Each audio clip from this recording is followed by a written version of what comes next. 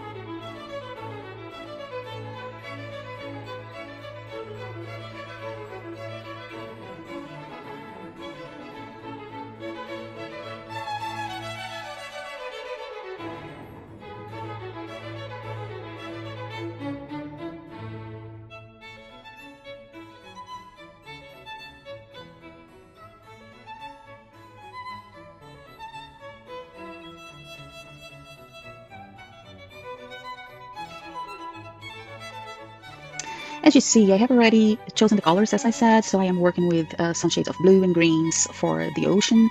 And one of the most important things that I think is to always have a white sheet of paper next to you so that you can try the colors on white so that you have it clear which ones suit better to your context. And as you see, I am working on some stains.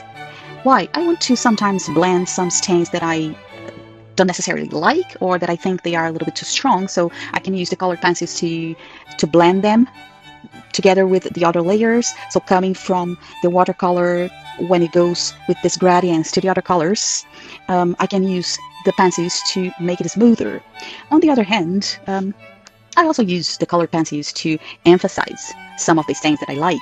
And this is something that I will probably do a little video about soon for you to see that sometimes when we have some beautiful, beautiful watercolor stains on our drawings, on our paintings, we can emphasize those by coloring around that, by helping to emphasize that shape or to emphasize a highlight by putting some shadow around that or some more shadow around the elements. This is a perfect way to give your details and your elements more depth.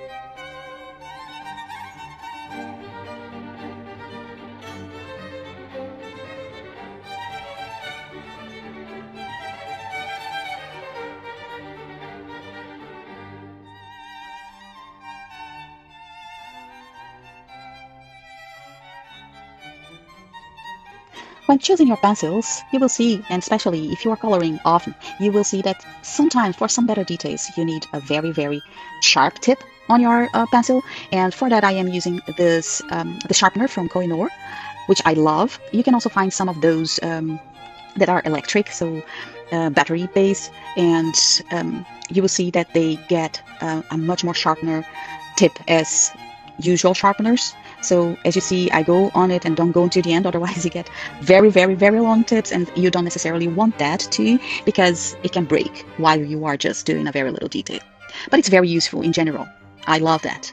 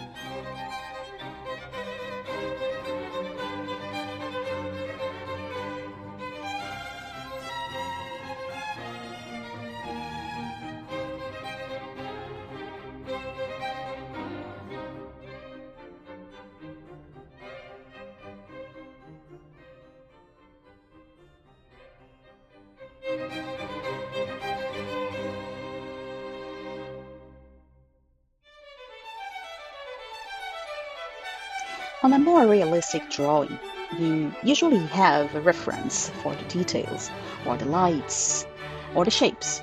In this case, it's not a realistic drawing. It's an illustration that I had some reference, but I put all the elements together as my creativity wanted them to be. And that's why I am here including some elements by myself. And I love to use the white to give some more highlights and some kind of shine or halo to some elements. As you can see, if you have a good white pencil, and here I am using the Inktense one from Derwent, then you can get on already settled colors a very nice white, or you can blend sometimes some colors with the white too. In this case, as I said, it's very pigmented, it's a very good one, so you can see the white very clearly.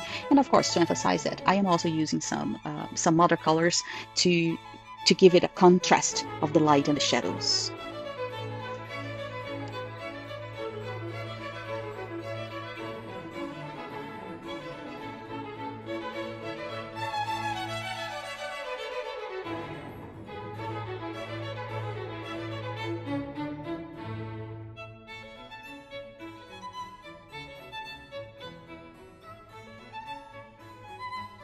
For the coloring here, I am using mostly the technique that I used to call the angel's hair, which is a circular movement with the pencils in a very, very, very light way. And then when I have other layers, I start increasing the pressure on my pencils. And on other parts, I am just doing the usual coloring back and forth technique. But once this has already a layer, a color layer, which is a watercolor one, I don't have to worry very much about blending my colors and my layers only with the colored pencils. But stay tuned, because I will start putting some videos about only coloring, so to show you some techniques from the very beginning, how to use colored pencils, to very beautiful blending techniques that go until realistic stuff, so that you can get amazing effects only with colored pencils. And I take the chance here to ask you again, and always, to please subscribe, like, share, comment, because this is the way that you can help us grow and you can help us keeping doing this.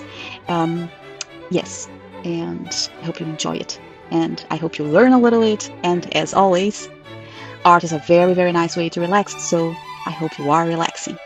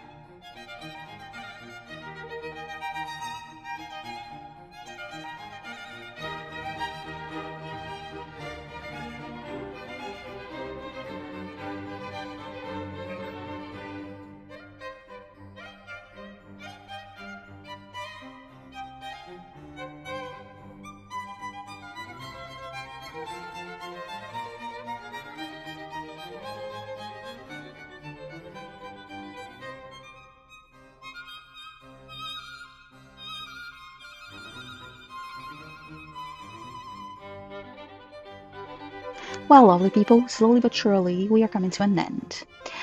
The frame of this illustration I will do with inks, and inks are a very special medium, so I will show in a separate video how to use and work with inks more properly. So I won't show you this on this video, but to see the finished piece, please visit our Instagram and also visit our website for more insights and the courses and products and everything under triangle.ie. Stay healthy, stay positive. See you soon. Bye bye.